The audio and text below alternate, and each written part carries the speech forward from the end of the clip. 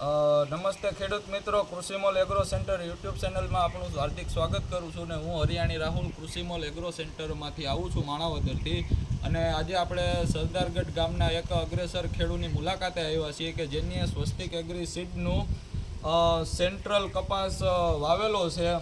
તો આપણે ખેડૂત સાથે વાતચીત કરીએ કે કેવો કેનો ઉતારો અને કેવી ખેડૂતની વેરાયટી છે એ જાણીએ. શું નામ પપ્પા તમારું? મારું નામ છે રતિભાઈ ઇંગ્રેજ.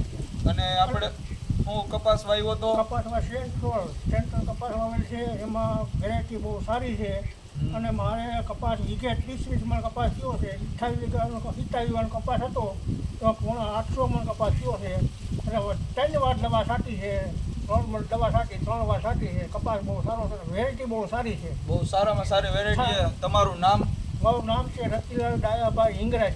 ગામ સરદારગઢ. Mobile number? મોબાઈલ 99 092 30 20.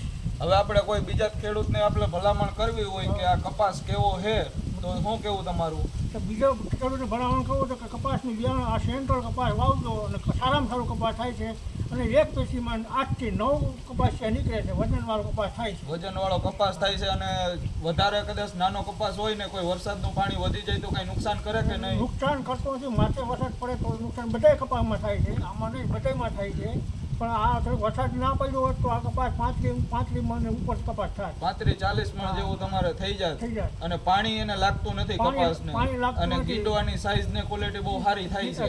ગીંડવાની સાઈઝ બહુ મોટી, સારામાં સારી છે. એમાં કાંઈ ઘટતું નથી. સારામાં સારી કપાસ છે, વેરાયટી સારી છે. જેને વાવવું હોય એમાં વાંધો નથી. કપાસ સારામાં સારો થાય છે.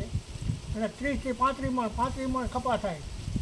જેવી તમારી માવજત હોય પ્રમાણે કપાસ થાય. સારી માવજત કરો તો 40 મણ સુધી કપાસ ઉગે. બીજા ખેડૂતને આપણે એટલું કેવું હોય તો કે ભાઈ સેન્ટ્રલ વેરાયટી આપણે સ્વસ્તિક એગ્રી સીડની વાવવી હોય તો બહુ મજા આવે એવી વસ્તુ છે. સેન્ટ્રલ કપાસ વાવવો હોય તો મજા આવે એવી વસ્તુ છે. સુસ્યાને ઓછું જોર છે આમાં એટલે કપાસ બહુ સારો થાય છે. દવા ઓછી છાંટવી પડે છે.